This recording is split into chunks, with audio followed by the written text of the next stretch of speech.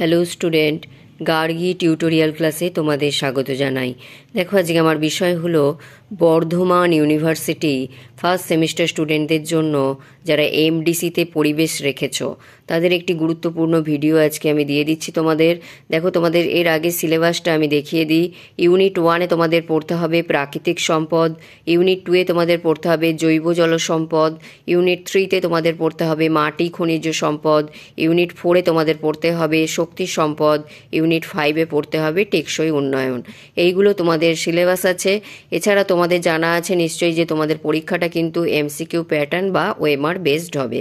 শুধুমাত্র এমডিসিটা নয়, এইসি যে সাবজেক্ট আছে এবং ভিএসি যে সাবজেক্ট আছে, এই তিনটে সাবজেক্টই তোমাদের ওএমআর বেসড এবং এমসিকিউ প্যাটার্নের হবে। এর আগে আমার চ্যানেলে তোমাদের জন্য ভিএসি থেকে কিছু গুরুত্বপূর্ণ কোয়েশ্চেনের অ্যান্সার দেওয়া আছে এবং এইসি থেকেও অনেক কিছুই দেওয়া আছে। শুধুমাত্র এমডিসিটা দেওয়া ছিল না, তো আজকে আমি তোমাদের একটা গুরুত্বপূর্ণ ভিডিও বানিয়ে দিচ্ছি। টোটাল যে বিষয়টা আছে সমস্ত বিষয় থেকে নিয়ে, মানে যে 5টা ইউনিট আছে প্রত্যেকটা বিষয় থেকে নিয়ে আমি একটি গুরুত্বপূর্ণ ভিডিও বানিয়ে দিচ্ছি। এছাড়া পরবর্তীতে আমি চেষ্টা করব তোমাদের ছোট ছোট যদি কিছু বাকি থেকে থাকে সেগুলোর গুরুত্বপূর্ণ প্রশ্নের উত্তর দিয়ে দেওয়ার। তো তোমাদের উদ্দেশ্যে একটাই বলার কথা আছে, যেটা হচ্ছে আমি তোমাদের পাশে আছি, থাকতেও চাই, এবং তাই তোমাদেরও বলবো যে তোমরা আমার চ্যানেলটিকে সাবস্ক্রাইব করে অবশ্যই তোমরা আমার পাশে থেকো। তাহলে এই গেল। তো চলো প্রশ্নগুলো দেখে নেওয়া যাক। কোন প্রাকৃতিক সম্পদগুলি সব সময় পাওয়া যায়? নবীকরণযোগ্য সম্পদ। অরণ্য ধ্বংস যেটির সম্ভাবনাকে কমিয়ে দিতে পারে সেটা হচ্ছে বৃষ্টিপাত। জীবমণ্ডলের যে অংশটি মৃত্তিকার সঙ্গে সম্পর্কিত সেটি হলো শিলামণ্ডল। নিচের কোনটি পুনর্নবীকরণ অযোগ্য সম্পদ? সেটা হচ্ছে কয়লা। নিচের কোন দেশে রাষ্ট্রসংঘ মানব পরিবেশের ওপর সম্মেলন করে? স্টকহোম। চিড়িয়াখানাগুলির উদাহরণ হলো এক্স-সিটু সংরক্ষণ। দেখো পরের পেজে আসছি। এখানে সমুদ্রের ইইজেডের 200 কিমি পর অংশকে, অর্থাৎ এটাকে তোমরা বলবে সমুদ্রের, আমি লিখে দিয়েছি দেখো, এক্সক্লুসিভ ইকোনমিক জোনের নটিক্যাল মাইল। যদি তোমাদের মনে না থাকে, সমুদ্রের এক্সক্লুসিভ ইকোনমিক জোনের নটিক্যাল মাইলের যে কিমি, 200 কিমির পর অংশকে মুক্ত সমুদ্র বলে। ওই অংশের কোনো ব্যক্তি বা রাষ্ট্র ওই সম্পদ ব্যবহার করতে পারে না। ওই সম্পদকে বলে আন্তর্জাতিক সম্পদ। পরে দেখো, কোন রাজ্যে গির অরণ্য অবস্থিত? গুজরাট। নিচের কোন ক্ষেত্রটি ভূগর্ভস্থ জলের সব থেকে বেশি অপব্যবহার করে? কৃষি।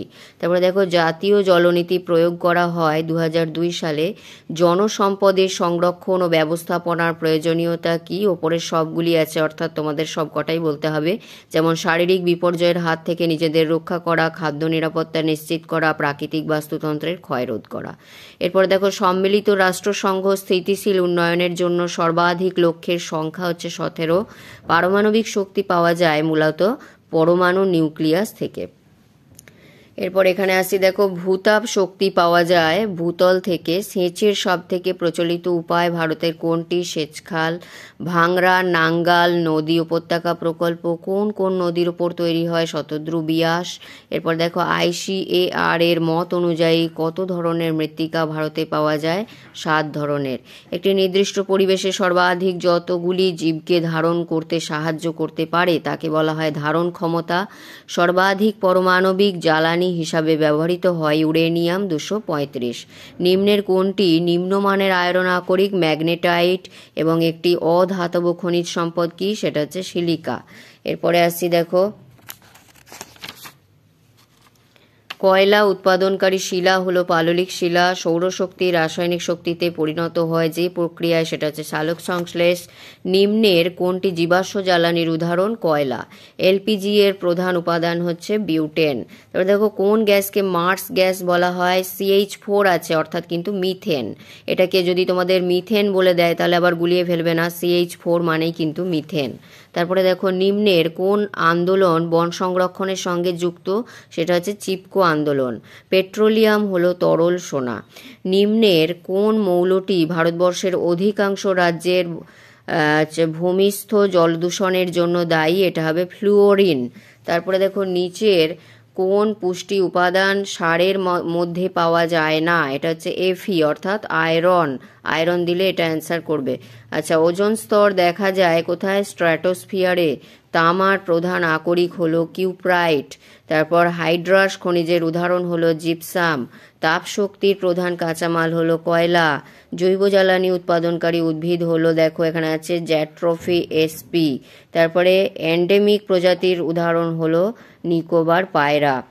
নিম্নলিখিত মৃত্তিকাগুলির মধ্যে কোন মৃত্তিকা ভারতের অধিকাংশ এলাকায় আচ্ছাদিত আছে? সেটা হচ্ছে তোমার অ্যালুভিয়াম। তারপরের পেজে দেখো এখানে আছে অ্যানায়ন বিনিময় ক্ষমতা বৃদ্ধির ফলে মাটির পিএইচ হ্রাস পায় এবং গ্রানাইট হলো আগ্নেয়শিলা এবং পৃথিবীতে মিষ্টি জলের পরিমাণ হচ্ছে 3%। তাহলে এই গেল কয়েকটা প্রশ্ন। আমি সমস্ত যে সিলেবাস আছে তার থেকে দিয়ে দিলাম। তোমাদের যে 3 ইয়ার্স বা 4 ইয়ার্সের যে সেমিস্টারের যে এক্সামিনেশান 2020 এটা ছিল, এখান থেকে এগুলো দিয়ে দিলাম এবং পরবর্তীতে আরও যেগুলো ইম্পর্ট্যান্ট আছে আমি সেগুলো তোমাদের দিয়ে দেওয়ার চেষ্টা করব। তাহলে যদি তোমাদের ভিডিওটি গুরুত্বপূর্ণ মনে হয় অবশ্যই চ্যানেলটিকে সাবস্ক্রাইব করে নিও এবং একটি লাইক করে বন্ধুদের মধ্যে অনেক অনেক শেয়ার করে দাও যাতে প্রত্যেকে উপকৃত হয়। তাহলে দেখা হচ্ছে আবার পরের ভিডিওতে।